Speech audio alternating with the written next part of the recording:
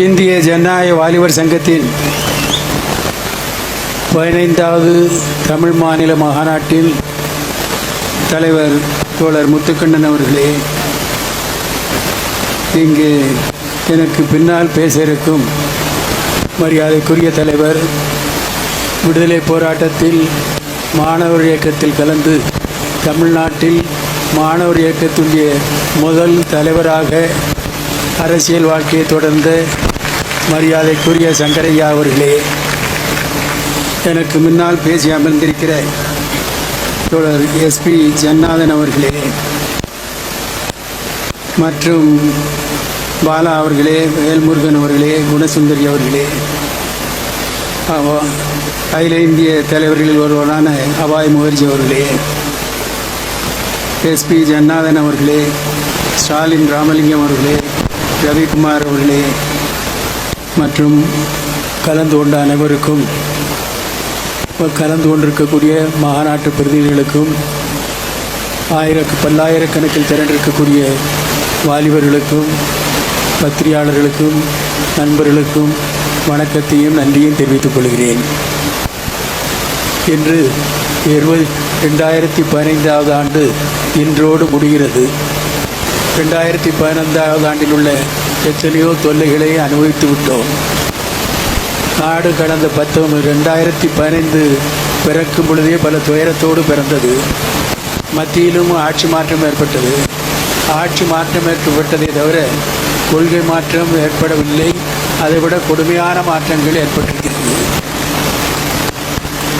அதில் கடந்த ஒரு ஆண்டுகளில் நடந்த துயரங்களையெல்லாம் பட்டியல் போட்டால் துயரத்தின் உச்சிக்கே போய்விட்டது இந்திய நாடு. தமிழ்நாடும் தண்ணியில் தத்தளித்து இப்பொழுதுதான் தண்ணி வத்தி ஏதோ நல்ல காலம் பிறக்கும் என்ற நம்பிக்கையில் இன்றைக்கு காலெடுத்து வைத்திருக்கிறோம். பாலியல் வன்முறைகள் 15வது ஆண்டில் அதிகமாக நடந்தது. அதை ஒட்டிய ஆணவ கொலைகளும் நடந்து கொண்டிருக்கிறது. வன்முறைகள் அதிகமாக இருக்கிறது. ஜாதி சண்டைகள் அதிகமாக இருக்கிறது. மதத்துடைய சண்டைகள் கிளப்பப்பட்டிருக்கிறது. அதே நேரத்தில் பாபர் மசூதி எடுத்த இடத்தில் இப்பொழுது திரும்பவும் ராமர் கோயில் கட்டுவதற்கு கல் போட்டு வருகிறார்கள்.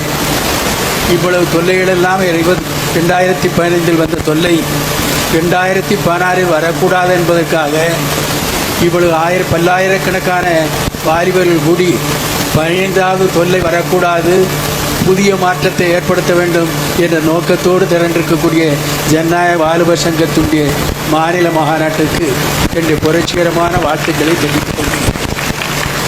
15வது வருஷ தொல்லை தொடரவே கூடாது.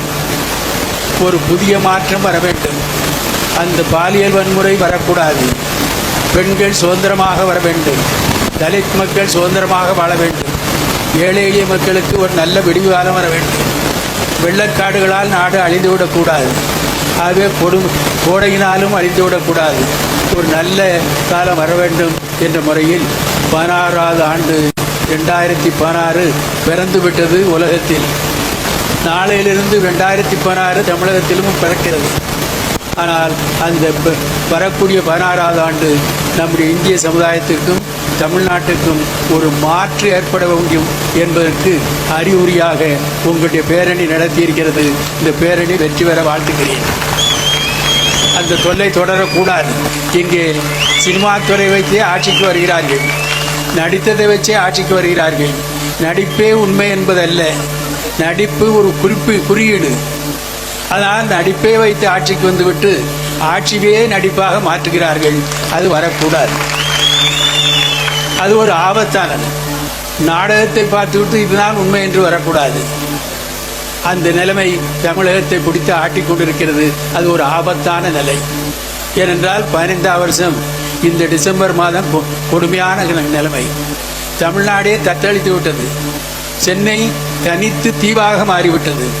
செங்கல்பட்டு மாவட்டம் தனித்து தீவாக மாறிவிட்டது. இன்றைக்கு திருவள்ளூர் மாவட்டமும் தீவாக மாறிவிட்டது. இங்கே கடலூரும் தீவாக மாறிவிட்டது. இந்த மாவட்டங்கள் எல்லாம் வட மாவட்டங்கள் என்றால் தஞ்சாவூரில் தண்ணீரிருந்தும் விளையவில்லை. காவேரியிலிருந்தும் தண்ணி கர்நாடகத்திலிருந்து கொடுக்கவில்லை. இருந்தாலும் அங்கே இருப்பதை விளைய வைக்கலாம் என்றால் அதுவும் மழை கெடுத்து விட்டது. தூத்துக்குடி கடலோரம் இருக்கிறது. கலெக்டர் ஆபீஸில் உள்ளவர்களுக்கே கடைசியில் இந்த மழை வெள்ளை வந்து கலெக்டர் ஆபீஸில் உள்ளேயே சூழ்ந்து விட்டது மழை. அவர்களையே போட்டு வைத்துத்தான் கொண்டு வர வேண்டியது வந்து விட்டது. கலெக்டர் ஆபீஸில் வேலை பார்த்தவர்களுக்கு அவர் நாட்டுக்கு வெள்ளத்திலிருந்து மீட்கக்கூடிய கடமை உள்ளவர்களை போட்டு வைத்துத்தான் கரைக்கு கொண்டு வர வேண்டிய நிலைமை வந்துவிட்டால் இந்த நாடு எங்கே இருக்கிறது? யார் யாருக்கு பாதுகாப்பு கொடுத்தது என்ற கேள்வி வந்துவிட்டது.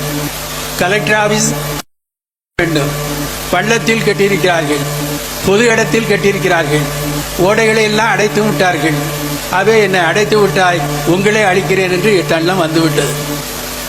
அதுதான் இன்றைக்கு தமிழ்நாடு பூராவும் தத்தளித்துக் கொண்டிருக்கிறது. டிபார்ட்மெண்ட் இருக்கிற பொதுப்பணித்துறை அன்றைக்கு சென்னையில் உள்ள படங்கள்லாம் போட்டார்கள். சங்கரையா அவர்களும் தத்தெழுத்துக் கொண்டிருக்கிறார், நானும் தத்தெழுத்துக் கொண்டிருக்கிறேன், இன்னும் பல பேரும் தத்தெழுத்துக் கொண்டிருக்கிறார்கள் படம் வந்தது. இந்த உண்மை பொய்யல்ல, உண்மை நிகழ்ச்சி நடந்தது. ஆனால் இன்றைக்கு தலைமையில் உள்ள முதலமைச்சர் இன்றைக்கு சொல்லுகிறார், இதெல்லாம் என்னை அறியாமல் நடந்திருக்கிறது, செம்பரப்பாக்க வேரி திறந்து விட்டது யார் என்பதை அரசியல் கட்சிக்காரர்கள் அவதூறாக பேசுகிறார்கள் என்று 10 நாள் கழித்து சொல்லுகிறார். ஆனால் செம்பரப்பாக்க ஏரியை திறந்து விட்டது, 20,000 கனஅடி தண்ணீர் திறந்து விட்டது என்று சொன்னால் அறிவிப்பு செய்ய வேண்டும். அறிவிப்பு செய்யாதனாலே அதிகமான தண்ணீர் திறந்து விடப்பட்டது. அதுதான் இதெல்லாம் வெள்ளக்காடாகி இதுவரைக்கும் குஜராத்தில் பார்த்திருக்கிறோம், பம்பாயில் பார்த்திருக்கிறோம், கல்கத்தாவில் பார்த்திருக்கிறோம். சென்னை அமைதியான இடம் என்று கருதப்பட்டது. எல்லா காலத்திலும் அமைதி உள்ள இடம், நல்ல வசதியான இடம் என்று இருந்தது. வாழ்வதற்கு வசதி இல்லாத இடமாக இன்றைக்கு மாறிவிட்டது. இதற்கு யார் காரணம்? இன்றைக்கு திடீரென்று வந்ததா? கடந்த 47 வருஷத்திலிருந்து 67 வரை காங்கிரஸ் ஆட்சி நடந்தது. 67 2015 வரை திராவிட இயக்கம் என்று சொல்ல மாட்டேன், பெரியார் இயக்க வளர்த்த திராவிட கட்சிகள் அல்ல, அண்ணா வளர்த்த திராவிட கட்சி அல்ல. ஆக அவர்கள் திராவிட கட்சி என்று மாத்திரம் நான் சொல்ல மாட்டேன்.